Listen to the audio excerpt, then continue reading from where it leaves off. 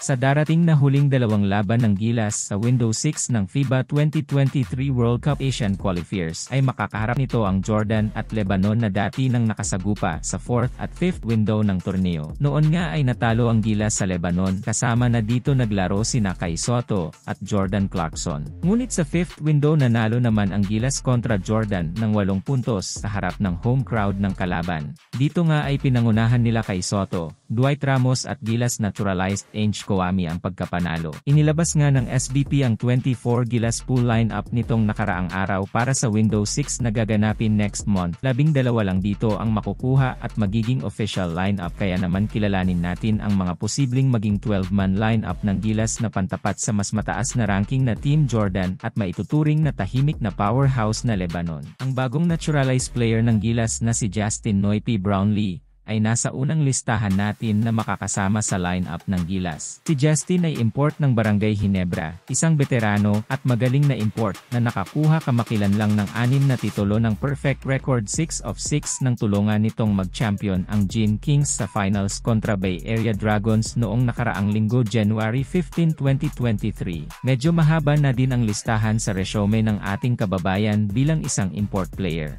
Isa siya sa 5 import na nakakuha ng score na 5,000 points. Pumukol din ito ng 32.1 average points, sa 7 laro nito sa nakalipas na Commissioner's Cup Season 47. Nakapag-ambag din ito sa huling sayaw ng laro sa Game 7 ng 34 points, 12 assists, at 8 rebounds. Ayon sa 7 times PBA champion coach Yeng Guiao na si Justin Brownlee, ay maituturing niyang isang GOAT, dahil sa dami daw na magagaling na imports na dinatnan niya, kumbensyado siya, at sa tingin niya si Justin ay isang greatest of all time.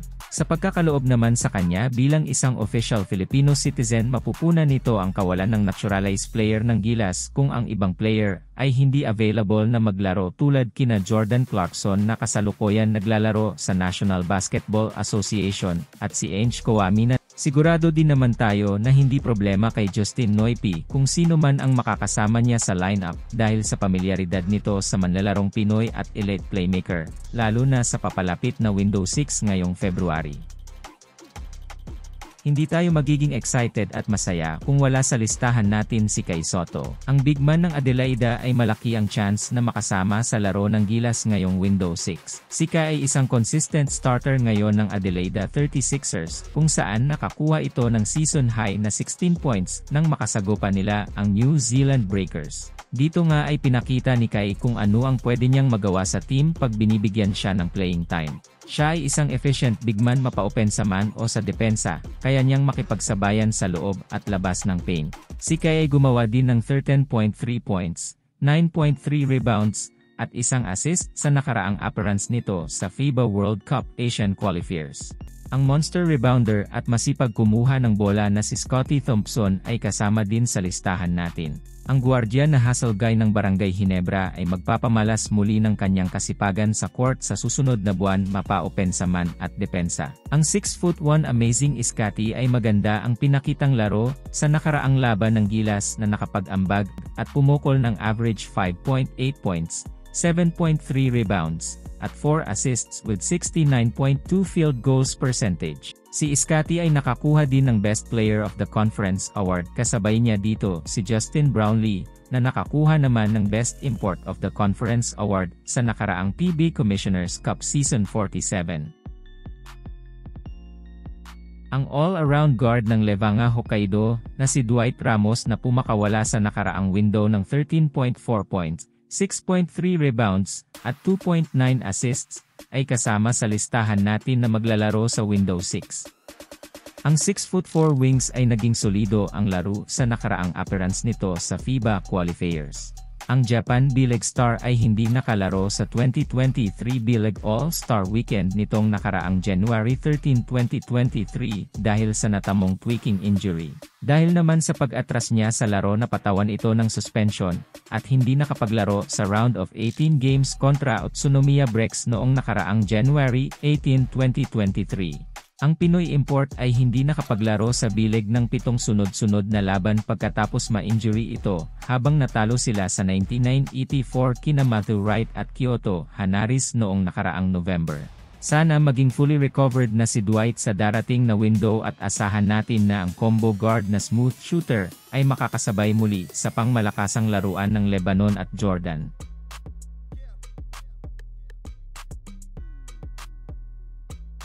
Nasa listahan din natin ang The Kraken at sentro ng San Miguel Beermen na si Jonmar Fajardo. Ang 6'10" big man ay aasahan natin na makakasama sa lineup ng Gilas sa darating na Window 6 dahil ang kanilang kuponan ay walang nakatakdang schedule na laro mula February 20 hanggang March 1. Kaya naman malaki din ang tiyansang makakasama siya at priority ngayon ng Gilas ang magpalakas.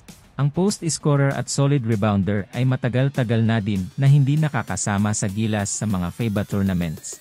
Huling stats na nagawa ni Abay sa FIBA ay sa taong 2019 na mayroon average 7 points, 5 rebounds, at 0.6 na assists.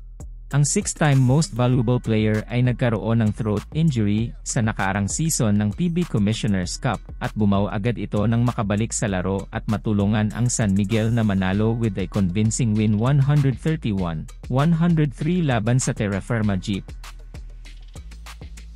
Ang high-flying 6'7" forward at consistent shooter ng Barangay Ginebra ay kasali sa listahan natin na posibleng makasama sa lineup ng Gilas sa darating na February window. Si Jamie Malonzo ay nakasama sa nakaarang FIBA window tournaments na mayroong stats averaging 2.5 points, 1.5 rebounds, at 0.5 assists per game, habang gumawa naman ito ng double-double season high sa Game 7 ng Barangay Ginebra kontra Bay Area ng 22 points, 17 rebounds, at 2 blocks.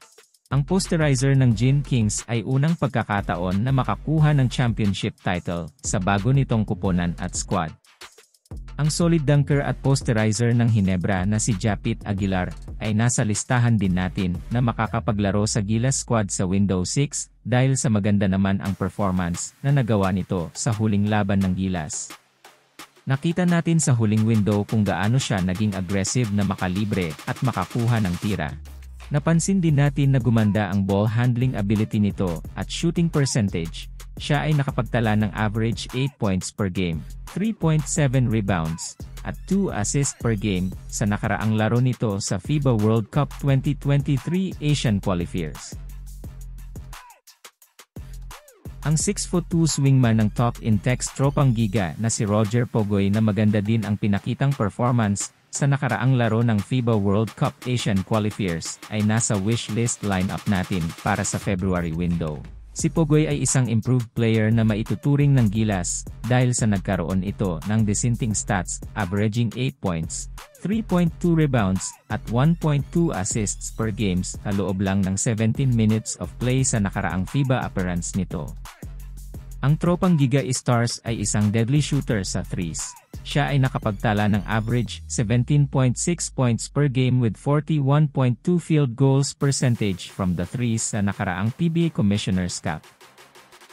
Ang 6'2" na guwardiya ng San Miguel Beermen na si CJ Perez ay hindi na bago ang international na laruan dahil ilang beses na din itong napasama sa Gilas sa mga nakalipas na FIBA tournaments. Ang energetic Phil-Am ay nakapagtala ng average 10.5 points per game, 3.5 rebounds, at 3 assists sa nakaraang laro nito sa FIBA tournaments. Ang napansin natin kay CJ sa mga nakaraang laro ay hindi ito takot sumalaksak sa rim at efficient ang ball handling ability nito. Nakapagtala din ito ng season career high sa PBA ng 39 points sa 120-105 na panalo kontra sa NLEX Road Warriors. Ang combo guard ng Nagoya Diamond Dolphins ay matagal na ring nakakasama sa Gilas lineup sa mga FIBA tournaments, kaya naman nasa listahan din natin ngayon para sa February window. Ang 6'4" na left-handed swingman ay nakapagtala sa nakaraang FIBA tournaments averaging 6.8 points per game, 2.5 rebounds, at 1.5 na assists. Si Bobby ay kasama din sa Bilig Asian All-Star Squad na nanalo kontra sa Rising Stars noong nakaraang 2023 Bilig All-Star Festival sa Adastria Mito Arena sa Japan. Ang 6'7" small forward ng UP Fighting Maroons na si Carl Tamayo ay nasa wishlist natin para sa Window 6. Ang inaabangan na racing star ng Gilas ay nakakuha ng kontrata na maglaro sa Bilig para sa kuponan ng Ryukyu Golden Kings. Tinalikuran ni Carl ang 3 taon pa sana na natitirang college eligibility para maglaro sa Japan bilang isang professional player. Nang iwan ito ng panandalian, ngunit pangmatagalang ukit sa darating na henerasyon ng UP Fighting Maroons. Sa Japan naman ay makakasama niya ang dating UAP players na sina Kobe Paras, Dwight Ramos, at Terdy Ravenna na kamakailan lang ay napasama sa 1,000 points club ng B-League. Si Carl ay matagal nang napapasama sa lineup ng Gilas, at ang maglaro internationally ay hindi na rin bago sa kanya. Siya ay nakapagtala ng average 8.3 points, 5.3 rebounds, at 0.7 na assists per game sa FIBA World Cup Asian Qualifiers appearance nito. Ang 6'2" shooting guard ng Nagasaki na si Jordan Heading ay posible naman na makapaglaro sa darating na February window.